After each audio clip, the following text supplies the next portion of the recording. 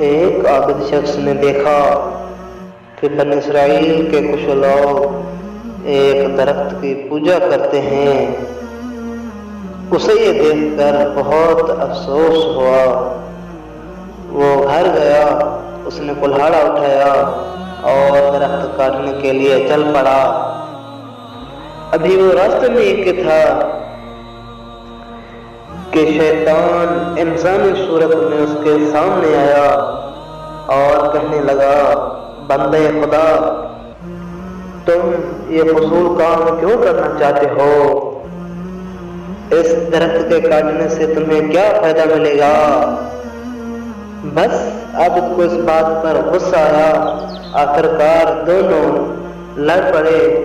چند لمحوں میں شیطان گر گیا اور عابد اس کے سینے پر چڑھ بیٹھا۔ شیطان نے جب اپنی شکست دیکھی تو کہنے لگا، ہم دونوں آپس میں سمجھوتا بھی کر سکتے ہیں، تم اس درخت کو نہ کاٹو۔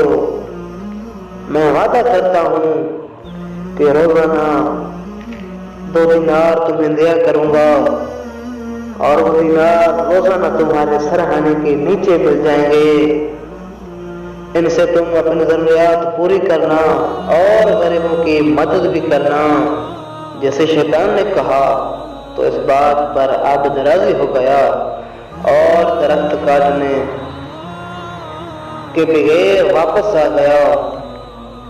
2 دن تک عابد کے سرہانے 2 دینار ملتے رہے، لیکن یہ تیسرے دن سلسلہ بند ہو گیا۔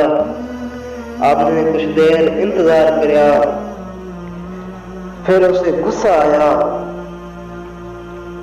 اور کلہاڑا لے کر درخت کاٹنے کے لیے چل پڑا۔ راستے میں پھر شیطان کھڑا نظر آیا۔ شیطان نے پوچھا، کہاں جا رہے ہو؟ عابد نے کہا، درخت کاٹنے جا رہا ہوں۔ شیطان نے کہا، میں تمہیں ہرگز درخت کاٹنے نہیں دوں گا۔ وہ دونوں ایک بار پھر لڑ پڑے، لیکن آج شیطان نے عابد کو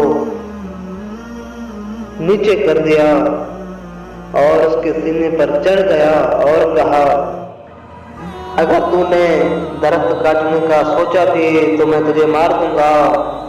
عابد نے ڈر کے مارے کہا، میں تم سے وعدہ کرتا ہوں کہ اب درخت کو ہاتھ بھی نہیں لگاؤں گا، بس تم مجھے چھوڑ دو اور یہ بتاؤ کہ پہلی بار تم زیر ہو گئے مگر آج میں زیر ہو گیا ہوں، کیوں؟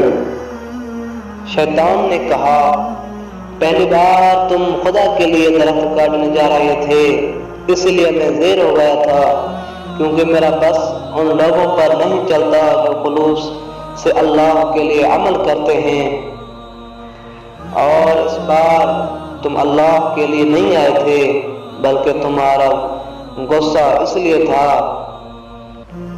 تمہیں دینار ملنا بند ہو گئے تھے، اس لیے تم ہار گئے اور میں جیت گیا۔